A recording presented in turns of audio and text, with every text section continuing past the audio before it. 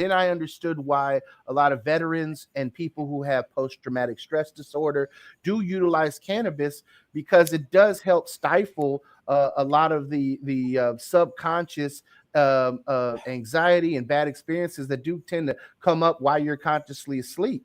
And the intensity of the dreams, which I have to co-sign what you're saying, Catherine. Absolutely. When you're sober and you don't have any cannabis in your system, your dreams are pretty intense. But also, I realized that cannabis is a social lubricant in a lot of ways for me. Absolutely. And Yeah.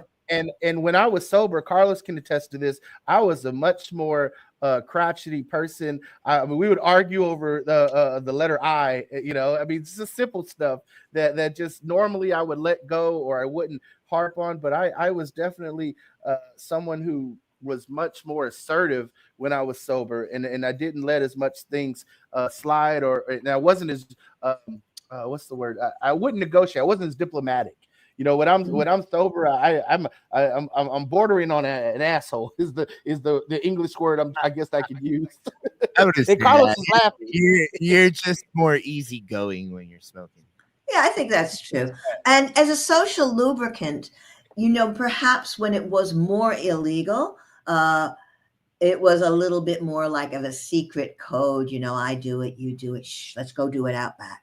So that's changed a lot. Obviously people aren't doing it out back anymore.